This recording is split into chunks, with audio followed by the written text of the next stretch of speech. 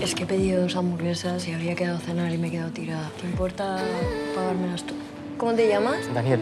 Yo soy Mila. ¿Me puedes acompañar aquí al lado y te devuelvo la pasta? Pero No que hay te ningún estoy problema. diciendo que estás invitada, de verdad, que no pasa absolutamente nada, en serio. Venga, vamos. Que no, yo me tengo que ir, de verdad. Venga. ¿En serio? ¿Qué te pasa? ¿Que tienes miedo? Si no te vienes es tu problema. ¡Es muy aburrido! Pues quiero empezar preguntándote por... estuve leyendo sobre 2014, iba a ser Cross the Line, que era un proyecto muy parecido a este, pero rodado, leí en Nueva York y con un reparto internacional. ¿Qué ha pasado en estos 6 años que hiciste otra película? Sí, pues la verdad es que yo siempre tuve Cross the Line, que es en realidad No Matarás. Siempre No Matarás y El Pacto estuvieron financiándose en paralelo. Siempre fueron 2 proyectos que yo nunca supe cuál iba a salir primero. Y de hecho por eso de alguna manera también ha pasado poco tiempo entre una y otra, porque estaban ahí las dos en proceso de financiación. No Matarás es un proyecto que durante un tiempo sí que nos planteamos hacerla a nivel internacional, rodada en Estados Unidos. Pero bueno, el mercado ha cambiado muchísimo los últimos años, muchísimo, y entonces también hay momentos donde tienes que ir leyendo lo que está sucediendo y no tanto tirar de ideas antiguas, ¿no? Entonces nosotros nos pareció en un momento dado que era más natural, más orgánico hacerla aquí. Además yo siempre tuve a Mario Casas en la cabeza, o sea que en realidad hacerla aquí para mí tenía muchas ventajas. ¿Cómo cuáles? Bueno, nosotros creíamos que de alguna manera, aparte de estar haciendo una película con tu lengua materna, que al final quieras o no, hay más, todo es más orgánico, la forma que tú puedes trabajar y demás, hay algo de que una película hecha en español ahora mismo tiene el potencial de viajar mucho. Yo creo que se han roto ciertas barreras. La Casa de Papel, sobre todo, es de alguna manera una ficción hecha en España que ha roto fronteras, y eso ha generado también un mercado global y un público internacional sensible a la ficción en español. ¿Cómo se te ocurrió esta idea? Hace ya muchos años. Sí, pues estaba en Ámsterdam viviendo de forma temporal. Era una ciudad que además acababa de aterrizar ahí, no conocía a nadie, era una ciudad absolutamente ajena para mí. Estaba esperando para entrar a ver una película en el bar del cine. Y de pronto me pregunté qué podía pasar esa noche en esa ciudad donde no tenía a nadie conocido, qué podía pasar esa noche que tomando pequeñas decisiones casi inofensivas todas ellas, llegar a una circunstancia donde lo más lógico fuera quitarle la vida a alguien, y además que cualquier persona que hubiera estado conmigo, me hubiera acompañado en ese viaje, lo entendiese.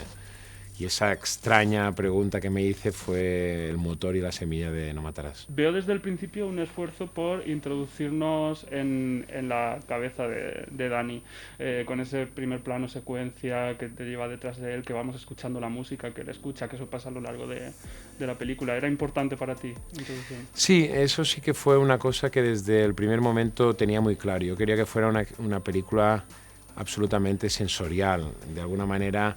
Para hacer este viaje, como te decía hace un momento, para hacer este viaje donde tú entiendes perfectamente al personaje, donde tú has estado a su lado completamente, quería que la experiencia del espectador fuera una experiencia muy activa.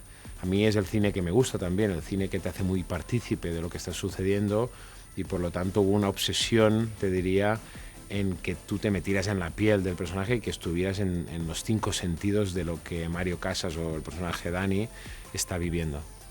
¿Y cómo trabajaste con Mario en ese sentido? Pues la verdad es que el trabajo con Mario fue muy poderoso, es algo que me ha cambiado la vida y la forma de enfrentarme a nivel de creador a los personajes y al trabajo con los actores, que es que Mario se entregó. Mario, de alguna manera, nuestros primeros encuentros fueron una especie de explosión, porque si yo soy una persona entusiasta y como de alguna manera tratando siempre de estar libre en que la forma nunca cuarte el cómo buscar ciertos resultados, Mario es una persona absolutamente entregada a su oficio, y él de alguna manera me abrió completamente las puertas a trabajar con él de la forma que fuera necesaria para llegar a momentos de verdad. Entonces lo que fuimos es un trabajo donde durante todos los ensayos estuvimos construyendo el cómo se movía, cómo pensaba, cómo era este personaje, casi como si estuviéramos diseñando un vehículo en el que luego durante el rodaje, más que ir a hacer cosas que teníamos preconcebidas, pensadas previamente que pasarían, poner a Mario en ese vehículo donde él aprendió de alguna manera a metamorfosearse con Dani y luego usar el rodaje como una especie de montaña rusa donde Mario, el actor, llegaba ahí, se convertía en el personaje y empezaban a suceder cosas que él no sabía que sucederían.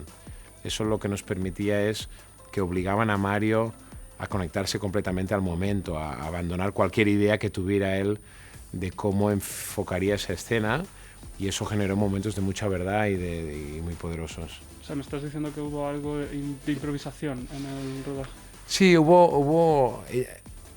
había dos normas en rodaje. Una era que los actores nunca cortasen, excepto que no estuviera en peligro su vida, y otra era que todo lo que pasaría ahí valía para llevar al personaje al momento presente y darle toda la libertad posible. Nosotros, todo el trabajo de cámara y de fotografía fue generar ese espacio de libertad. Ellos entraban en un set, la mayoría, si el personaje no conocía ese set, Mario entraba al set por primera vez rodando, por ejemplo.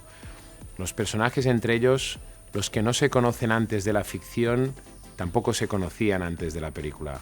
El personaje de ella, de Milena Smith, el personaje que hace de Mila, y Mario nunca se vieron antes cara a cara pudiendo hablar antes de que la cámara estuviera rodando. Mario tampoco nunca vio el personaje que sale a la mitad de la película, el que hace de novio del personaje de Mila. Todos esos encuentros tratamos de que fueran todo lo verdad que fuera posible. El guión marcaba la dirección, pero ellos tenían la libertad absoluta de conectarse al momento, y el guión servía casi como una guía, como un sitio al que irse cogiendo para ir avanzando. Veo referencias como Drive y Good Time de los Safdie, también en el diseño visual un poco con esos neones, pero mejor dime tú las referencias que tuviste.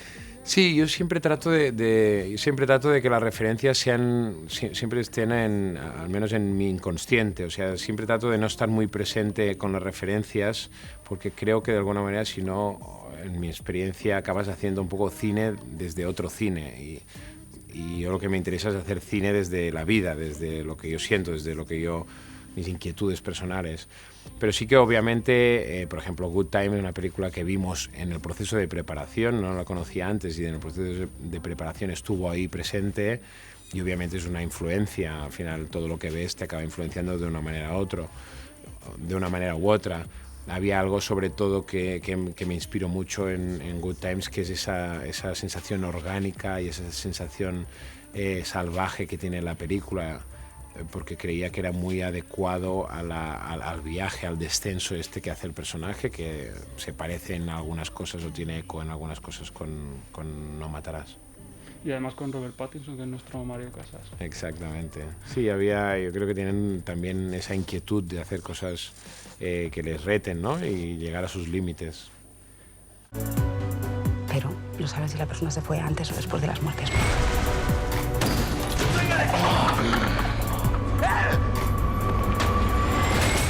Tus miradas, mis gritos.